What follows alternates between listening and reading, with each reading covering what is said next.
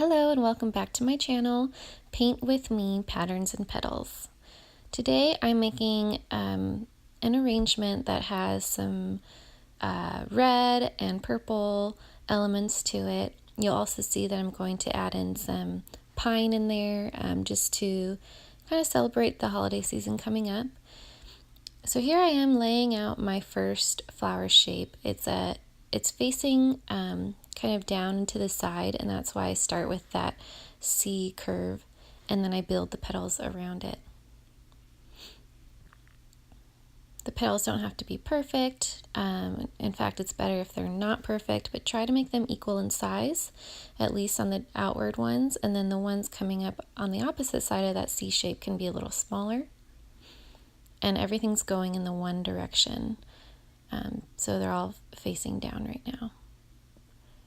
And I'm just spotting in some more paint at the base, which, as you know by now, is a watercolor trick that I like to do just to give some different dimension to the flowers.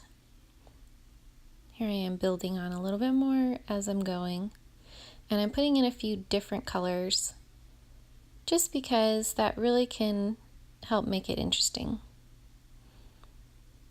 They're different colors, but they are similar. So this is more of a maroon, the Perylene Maroon, I believe.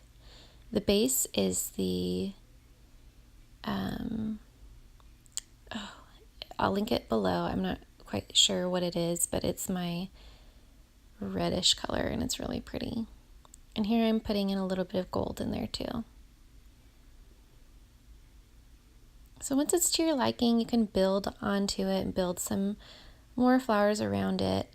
This one is, all the petals are kind of facing downward and there's no real opening, so you can't see the center of the flower. It's more just the complete side profile of the flower.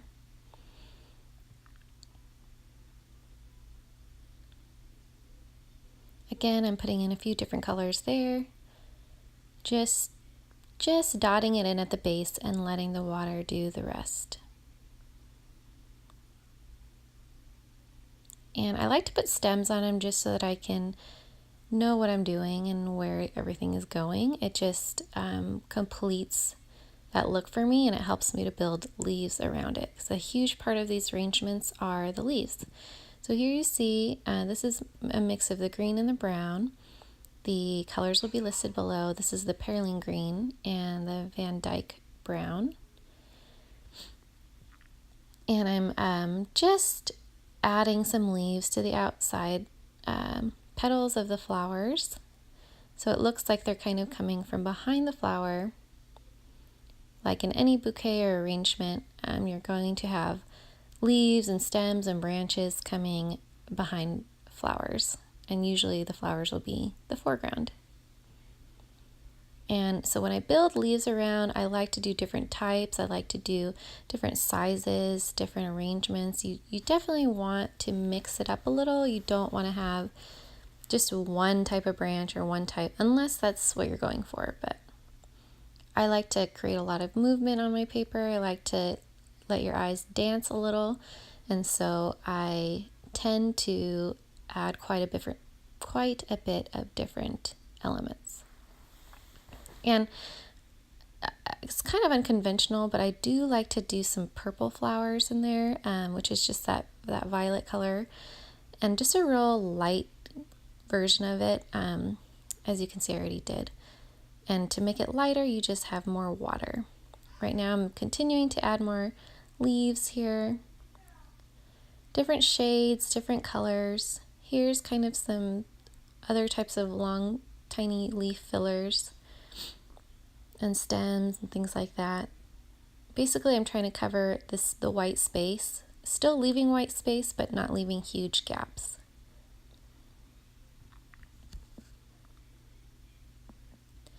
Now I'm building another flower to the side. And so again, you're not looking directly at it. It's kind of like a football shape for my petal, my first petal that I'm going to do, and then I like to build the other petals around it, and that just kind of makes it appear like the one petal is folded over. And later on, at the very end, is when I go in and I add the centers of the flowers. So you won't see that till the very end because you really want that to not blend. You want to do it when it's dry so that it's very clear what it is and it's not going to muddle the flowers that you've already done. So I'm building the leaves, the petals around it. You can see I'm not quite happy with how the shapes are taking, so I'm just continuing to add a little bit here and there. It's not my favorite when I continue to add on to things. Sometimes I panic a little, like, oh, I just messed up my whole painting. But ultimately, I just do the best I can with it, and then most of the time, people don't usually notice, except for myself, but that's okay. You should try to make it work. Everybody has those whoops moments. It doesn't mean your entire painting is ruined. And if it does, you can easily start over. It's no big deal.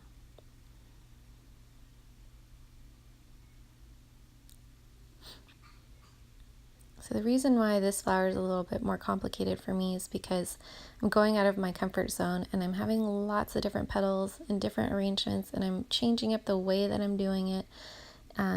And it's just a little unfamiliar for me still. But it ends up working just fine. Moving on. Another flower. There is some white space between this flower and the others, but it will get filled in with leaves and branches. You don't want them to all sit on top of each other. You want them to be on their own and each, speaking for themselves in a sense.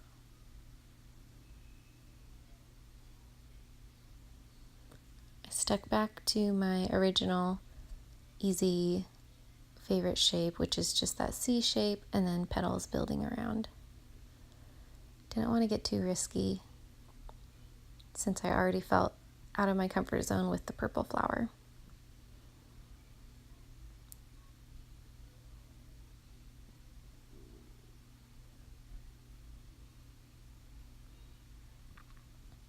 Here is some branches with some little leaves coming out of them. Sometimes I like to do that just to break it up a little and have different sizes like I alluded to before. And I'm jumping around on my paper a little bit. That's okay. Whatever feels good to you.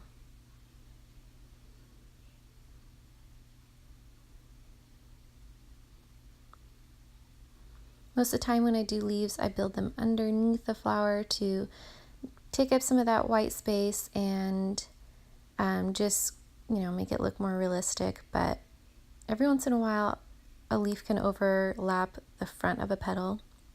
That's fine. Just make sure that your petals and your flowers don't get drowned by your leaves. So usually having them being in the background is a good idea.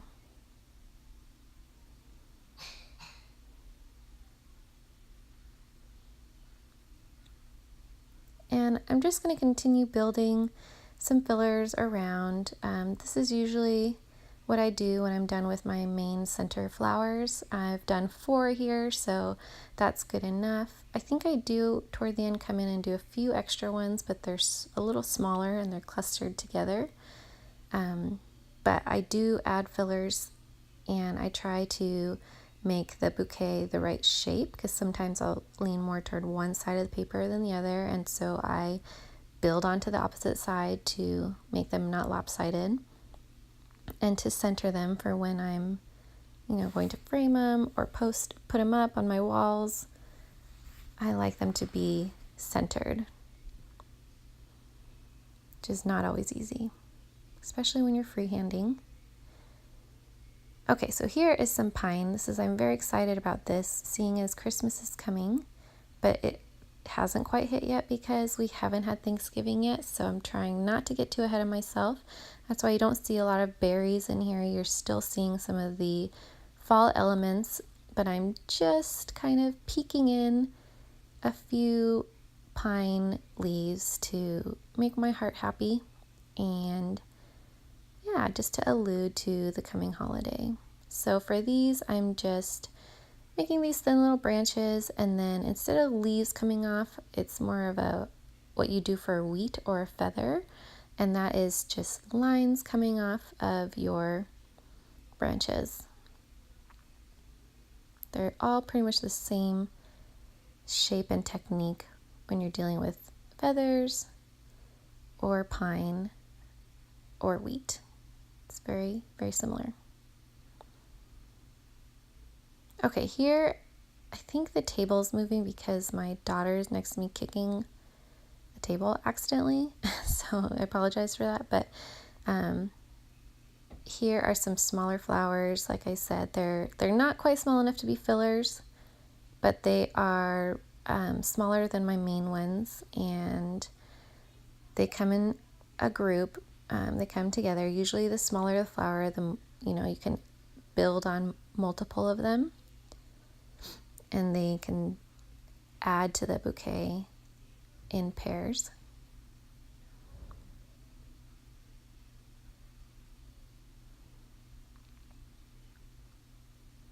So for those, since we're not seeing the centers of them, again, it's just the petals coming around. Again, my daughter's kicking the table by accident with her feet.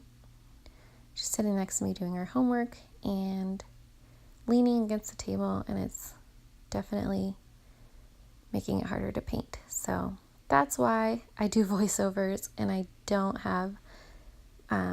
try to explain this live, because usually there's cartoons in the background. There's kids wanting me and pulling on me, and I'm yelling at the baby for getting out of my paints, whatever. It's all chaos, but you gotta do what you gotta do, and I wouldn't have it any other way. Okay, so again, leaves, big ones, small ones, curving down, sometimes jaggeding the edges a little to make them look more like what you'd find in nature. And basically, I'm just going to continue to build around until I'm happy with it, until I feel like there's enough going on. I don't want to get too busy with it, but I mostly am just trying to fill up the appropriate space, the white space, so that it all comes together in the end, and mostly so that it's centered.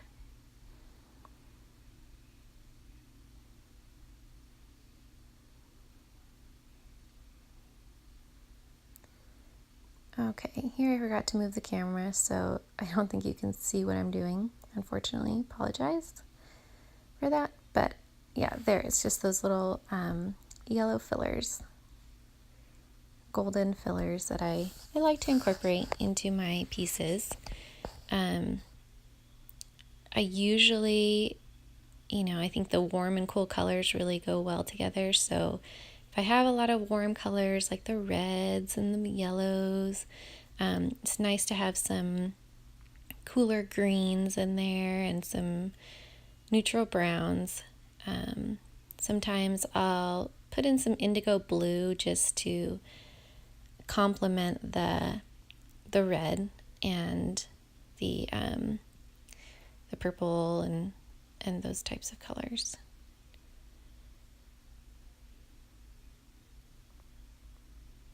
And again, these things are things that you just find out as you go. As you paint, you kind of understand the paint and the shapes, and then from there, a lot of it is understanding composition, style, your taste. You're gonna have your own voice in there. That's very important when it comes to artwork. You don't want to just be a copy of somebody else, because you won't do it as well as they do, and people will know that you are just wanting to be somebody else. It's okay for practice, but after a while you do need to find your own voice and say, this may not look good to everybody, but it looks good to me, and it speaks to who I am as a person.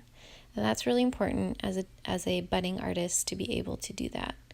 I by no means am the best when it comes to other types of artwork, like portraits, for example, or oil painting, or any of those things, I'm horrible. Even landscapes, I'm just not good at that. But I've never claimed to be. I'm a watercolor floral artist, and that is what I do. And I will continue to hone in on those skills for myself because it's what I love the most and it's what I value, so it's what I'm going to invest in. Okay, so you can see I'm just adding fillers and fillers and fillers. Purple fillers in right now because I really love that mauve-y brown look.